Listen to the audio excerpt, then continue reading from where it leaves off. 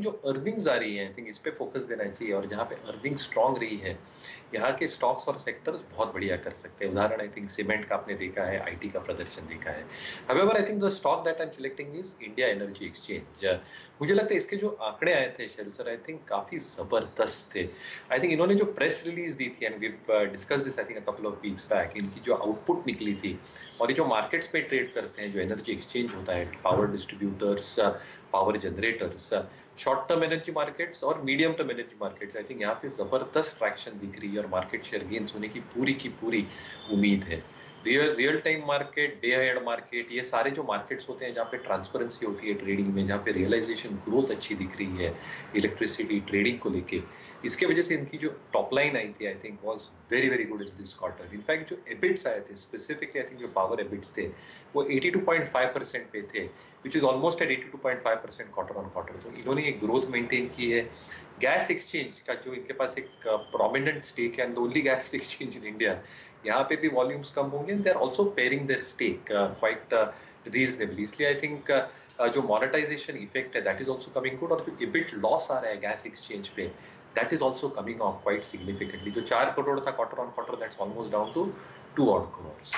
Dividend yield काफी अच्छी है, और मोनोपोलिस्टिक बिजनेस, इसलिए आरओईज और आरओएस काफी जबरदस्त है। तो मुझे लगता है अगर डिक्लाइंस पे स्टॉक मिलता है तो आईएक्स एक बहुत बढ़िया बेट हो सकता है। सामने आईईएक्स का चार्ट ऑलरेडी आपको रिकॉर्ड लेवल्स पर ट्रेड करता हुआ दिखेगा, और जैसे कि आपको बता ही रहे हैं हमारे रिसर्च गुरु कि यहाँ पर बहुत ही बढ़िया मजबूत फंडामेंटल्स हैं, और अगर आप इलेक्ट्रिसिटी ट्रेड करना चाहते हैं भारतवर्ष में तो आपको सिर्फ एक ही ऐसा एक्सचेंज दिखेगा। रिटर्न ऑन कैपिटल एम्प्लॉयड है 60% और रिटर्न ऑन इक्विटी 46.7। बहुत ही मजबूत बैलेंस शीट और मोनोपोली बिजनेस आपके सामने मात्र 443 रुपये पर मिल रहा है, जहां पर पीई थोड़ा ज़्यादा है 57। लेकिन अच्छी चीज़ कभी भी आपको सस्ती नहीं मिलती। फिलहाल आपके सामने जितनी भी हमारे सामने कॉल्स आई हैं उनको एक बार रैप अप कर देते हैं। नीरज जी माइक अप हो गए हैं, और फिर शुरू करेंगे शानदार नतीजों का सिलसिला जो आपने आते हुए देखे शुक्रवार के बाद। आपके सामने आईएक्स पर लॉन्ग कॉल दे रहे हैं हमारे रिसर्च गुरु मयूरेश जी, 550 का लक्ष्य है। सन फार्मा पर बुलिश हैं कविता जी, 708 का आपको टारगेट आता हुआ दिख रहा है। टाटा कंज्यूमर, आईटीसी और एसबीआई पर शानदार मोमेंटम ट्रैक करते हुए दिख रहे हैं आपको गाबा साहब, मानस जायसवाल साहब और ख़ासकर राहुल शर्मा साहब। राहुल जी की तरफ से आपने एसबीआई के अलावा कॉल्स आती हुई देखी हैं आईसीआईसीआई बैंक, टाटा स्टील और बैंक निफ्टी पर भी। बहुत ही मजबूत शुरुआत का आगाज़ आपको आते हुए दिख सकता है। आशीष चतुर्मोता साहब बुलिश हैं एक्सिस बैंक पर, यहाँ पर आपको आज नतीजे आते हुए दिखेंगे, और आईसीआईसीआई बैंक पर बाजार रिएक्ट करता हुआ दिखेगा, जहाँ पर एक लॉन्ग कॉल आपको देते हुए दिख रहे हैं हमारे मित्र राहुल शर्मा साहब। बहुत ही शानदार मोमेंटम आईसीआईसीआई बैंक और एसबीआई में बनता हुआ नतीजों के बाद और नतीजों से पहले। चलिए अब शुरू करते हैं पहली तिमाही की अर्निंग्स का सिलसिला, और सबसे ज़्यादा वेटेज वाली कंपनी निफ्टी रिलायंस इंडस्ट्रीज़, जिसको नीरज जी पिछले 2 दशक से ट्रैक कर रहे हैं, आपको फिलहाल तिमाही नतीजे बताते हुए दिखेंगे जो कि बाजार बंद होने के बाद आए। एक यूजुअल डिस्क्लेमर, सीएनबीसी आवास का प्रभुत्व और प्रबंधन रिलायंस इंडस्ट्रीज़ के पास है। अगर आप इस ट्रेड में हिस्सा लेते हैं, एक इंडिपेंडेंट व्यू पर ज़रूर जुड़िए। नीरज जी।